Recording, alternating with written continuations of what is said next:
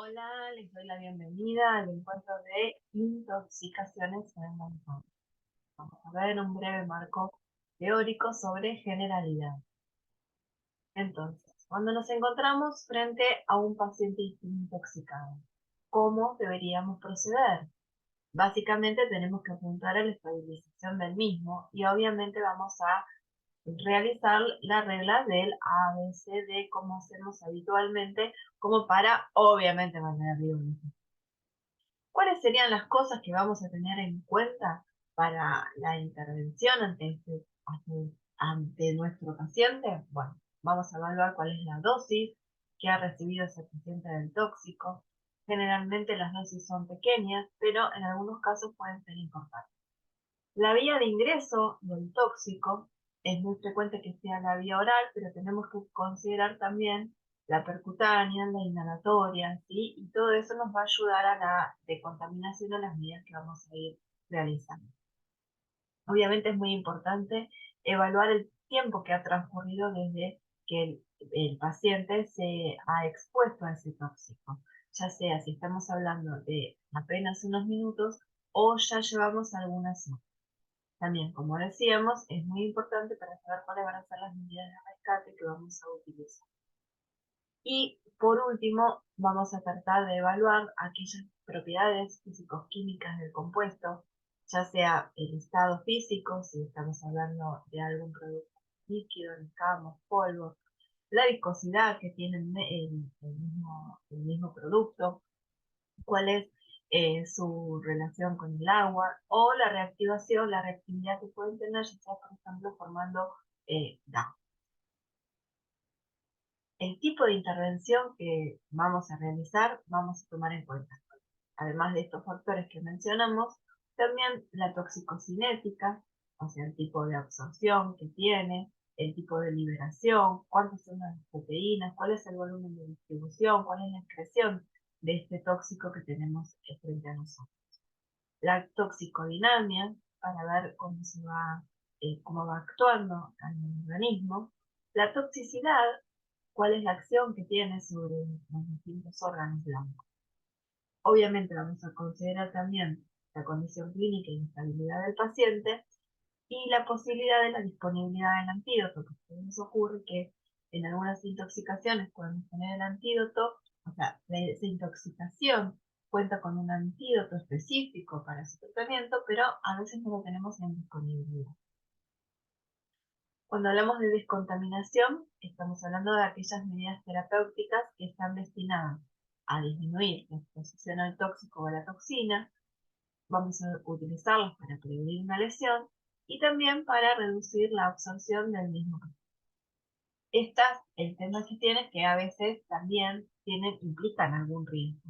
A veces no están del todo estudiados todos sus efectos y por lo tanto tenemos que evaluar la ecuación riesgo-beneficio para realizar.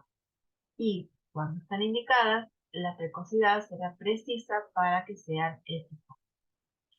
Obviamente siempre lo que tenemos que tener en cuenta es el concepto de no generar más daño del que ya está recibiendo el paciente al haber tomado en contacto con el tóxico. Entonces, la reducción de la absorción del tóxico a nivel intestinal, hablamos de decontaminación gastrointestinal. Contando para ello con el hígado gástrico, el carbón activado y la ligación intestinal total.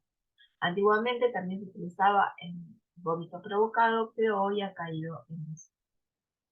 Entonces, en el modo gástrico, vamos a colocar al paciente en el cúbito lateral izquierdo, vamos a proteger la vía aérea si es que es necesario, vamos a utilizar una sonda nasogástrica, vamos a realizar la aspiración del contenido y vamos a ir añadiendo concomitantemente algunos mililitros, 200, entre 200 y 300 de solución fisiológica, y vamos así administrándole y vamos aspirando el contenido básico y vamos observando si llegamos a obtener alguno o sea, el tóxico que nos refieren que ingerir.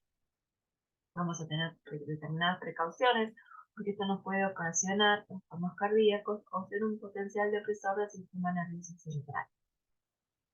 El lavado gástrico va a estar contraindicado cuando la vía aérea no está protegida, cuando nos encontramos que se ha ingerido hidrocarburos o sustancias que son cáusticas, cuando el paciente ha tenido una cirugía reciente o bien cuando el paciente se encuentra inestable hemodinámicamente. Las complicaciones que podemos tener secundarias al lavado gástrico son la presencia de broncoaspiración, espasmo laríngeo, regurgitación gástrica, neumotórax, extrasístoles o bien también hipotermia. El lavado gástrico no debería realizarse así en forma generalizada, sino tendría que estar reservado para aquellos casos que son potencialmente letales.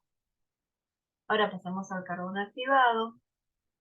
Hablamos que se trata de un polvito de color negro, que es insoluble, es inodoro, es insípido, pero tiene una consistencia medio desagradable. Se va obteniendo con la pirólisis en sustrato orgánico y actúa por absorción en la luz intestinal, impidiendo que las sustancias ingeridas sean absorbidas y pasen a la circulación. La dosis en adultos y en niños mayores de 6 meses es de 1 gramo por kilo. Se debe administrar lentamente porque así de este modo vamos a evitar los vómitos y para ese caso podemos llegar a utilizar una sonrita nasogástrica. Sabemos que la máxima eficacia la tendremos si se la administramos 1 hora post ingesta, pero en algunos casos, aunque haya pasado mayor cantidad de tiempo, de todos modos puede llegar a ser útil. Las complicaciones que tenemos también es la broncoaspiración o también la presencia de la generación de vómito. Las contraindicaciones es que si no tenemos una vía aérea protegida, el riesgo de inspiración, el riesgo de perforación o de hemorragia, y si es necesaria la realización de una endoscopia, para tener absolutamente todo. Cuando pasamos a los catárticos, estos pueden ser de tipo osmótico, como la lactulosa, el mannitol o el sorbitol, o bien los salinos como el sulfato de sodio o el citrato de magnesio o el hidróxido de magnesio. ¿Sí? Con frecuencia solemos utilizar a lo mejor lo que es la leche de magnesio, que solemos tener en agua. Cuando pasamos a pensar en cómo se presenta un paciente con una intoxicación, vamos a ver cuál es la exposición que ha tenido a un tóxico conocido, vamos a evaluar la exposición o bien a un tóxico que es desconocido, o bien podemos tener una enfermedad que sea de un origen tóxico. ¿Cuándo vamos a sospechar una intoxicación? Entonces, cuando tenemos claramente el antecedente de una ingestión o de contacto previo con un tóxico. Recordemos que no solamente es mediante la ingestión, muchas veces es por inhalación o por contacto. Cuando tenemos un abrupto pasaje de un estado de salud a una situación de enfermedad sin que nadie me lo pueda justificar. Ante la coexistencia de síntomas en varias personas relacionados entre sí por factores familiares, laborales o ambientales. Cuando es difícil encuadrar los síntomas y los signos que presenta el paciente dentro de una enfermedad clásica, o bien cuando los signos y los síntomas están dentro de los toxídromos conocidos que los vamos a ver más adelante. Obviamente cuando podemos identificar al tóxico o a sus metabolitos por medio de los análisis. ¿Cuáles serán entonces nuestros pilares para el diagnóstico? Obviamente la anamnesis, una meticulosa inspección del lugar donde se encontró el intoxicado. Eso depende si estamos in situ o si a lo mejor estamos en el hospital, de acuerdo a lo que nos puedan relatar acerca de olores, de líquidos derramados, etc. Una exploración física, por supuesto, exhaustiva, y evaluaremos si vamos a realizar algunos estudios complementarios, ya sea el laboratorio de rutina o bien puede ser el laboratorio específico de toxicología. En algunos casos también nos van a hacer de ayuda el diagnóstico por imágenes, como puede ser una radiografía, un TAC, una resonancia. La anamnesis es fundamental, es muy importante poder desarrollarla bien detalladamente. Entonces, vamos a ver, vamos a realizar un interrogatorio que puede ser directo o indirecto, de acuerdo a la urgencia del caso que tengamos en cuestión. Van a ser importante la realización de determinadas preguntas. ¿Qué? Entonces, relacionado al nombre comercial, a los principios activos, al nombre vulgar o el nombre científico del producto que generó la intoxicación. ¿Cuánto? Vamos a tratar de estimar cuál es la dosis real o probable que ha ingerido el paciente o ha tomado contacto al paciente. ¿Cuándo? La hora aproximada de contacto y ingestión del tóxico, la latencia entre la exposición y la consulta o la aparición de los síntomas o signos clínicos, y para determinar si se trata de una intoxicación ya sea de tipo aguda, subaguda o crónica. ¿Cómo? Es la otra pregunta. Circunstancias y día del ingreso, profesión u oficio, empresa donde trabaja. ¿Por qué? Motivación: es accidental, es suicida, es homicida, por una mano ajena, es iatrogénica, es laboral, es ambiental, es recreacional. Es muy importante poder evaluar esto desde el punto de vista de las implicaciones ya médico-legales. ¿Quién? Estamos hablando de la edad, del sexo, lugar de procedencia del paciente, hábitos, antecedentes patológicos, medidas de primeros auxilios que se hayan podido realizar. A veces intentan generarles, por ejemplo, un vómito, y en esos casos, a veces, depende de la sustancia, es algo que estaría contraindicado. Entonces, ¿cuáles van a ser los factores que van a dificultar nuestra anamnesis? Y bueno, a veces ocurre que los envases no tienen el rótulo, o en el rótulo no está bien aclarado cuál es el principio activo del producto.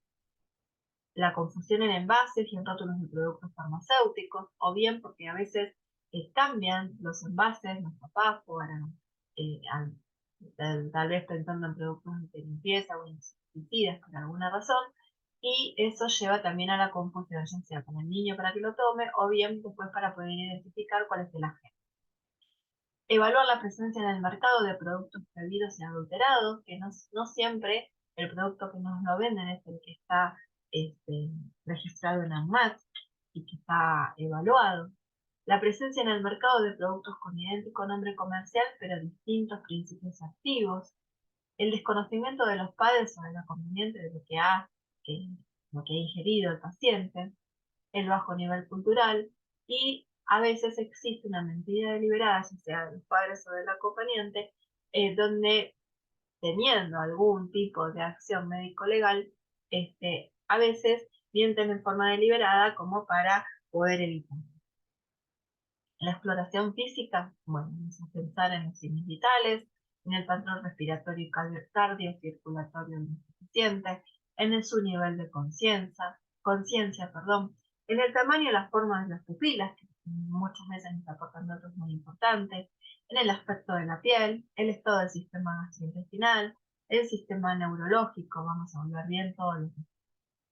Entonces, una vez que hemos realizado todo esto, tenemos una presunción diagnóstica dada por los signos y por los síntomas que encontramos. Entonces, si nosotros encontramos a un paciente en coma, podemos pensar que a lo mejor los alcoholes, los bioestimulantes, los opioides, el cianuro, los anticolinérgicos, antidepresivos, el plomo, el arsénico, pueden ser a lo mejor quienes lo hayan ocasionado. Cuando nuestro paciente llega con convulsiones, podemos pensar en algunos simpáticos miméticos como la cocaína, anfetamina, cafeína, o bien los anticolinérgicos, o la teofilina, el alcanfor, que a veces se utilizaba como para prevenir infecciones en forma tópica. Nosotros en el hospital hemos tenido un chiquito con una intoxicación, por el plomo, estricnina, o bien algunos agentes que producen hipoxia, o el etanol y los hipnocelamines. En las pupilas, como dijimos, nos van a dar un parámetro bastante importante. Cuando tenemos pupilas mióticas, vamos a pensar en aquello que está relacionado con la anticolinsterasa, con la morfina. Y cuando tenemos midriasis, vamos a pensar con los colinérgicos y los simpáticos.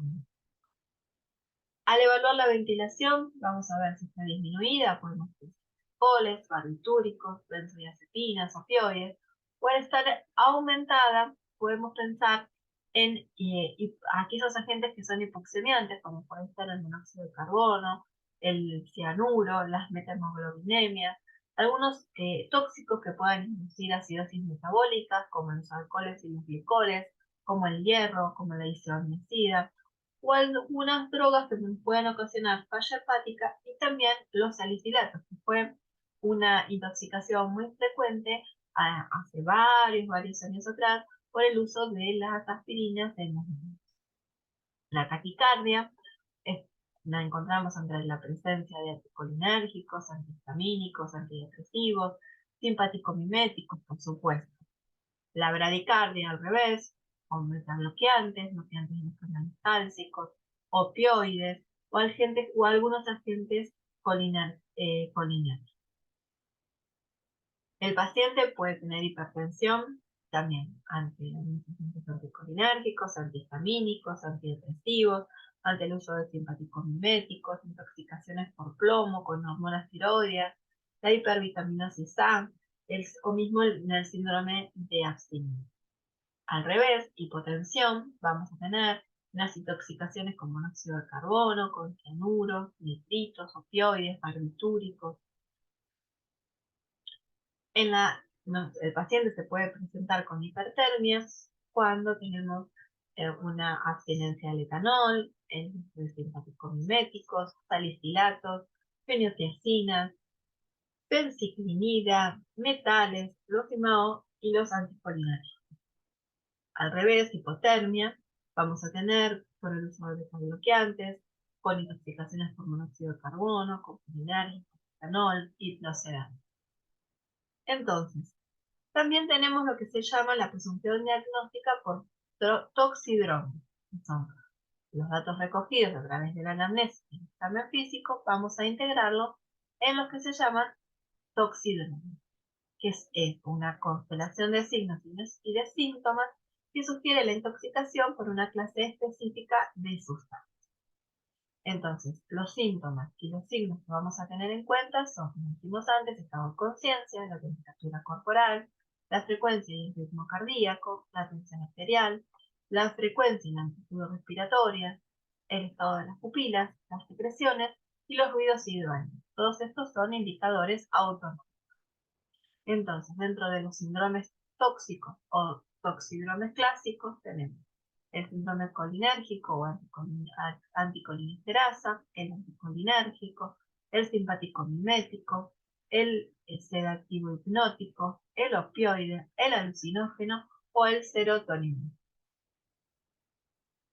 Entonces, dentro de los síndromes colinérgicos, los anticolinesterasas, vamos a tener dentro de los signos frecuentes, convulsiones, depresión del sistema nervioso central, debilidad y mareos, miosis, bradicardia, hipercrimia, cianorrea, lagrimeo, diaforesis, broncorrea, taquipnea, con broncoespasmo, edema pulmonar, emesis, diarrea, calambres abdominales, incontinencia urinaria, fasciculaciones musculares. ¿Quiénes lo pueden causar? Y bueno, pueden ser los insecticidas, órganos fosforados y los carbamatos, las picaduras de escorpiones y la Trodectus, los agentes nerviosos de guerra como el serino o el soman, y como antídoto vamos a utilizar a la atropina. En los síndromes anticolinérgicos tenemos como signo frecuente la aparición de delirio, alucinaciones, rubicundez, midriasis, hipertermia ligera, taquicardia, mioclonía, retención urinaria, disminución de los ruidos hidroaéreos, hilio, convulsiones y arritmias en los casos severos. Las causas pueden ser por el uso de atropínicos y escopolamina, el uso de antihistamínicos, el uso de antidepresivos y antipsicóticos, puede ser por la toxina botulínica, por el uso de antiespasmódicos, y el antídoto que vamos a tener es la fisiostigmina.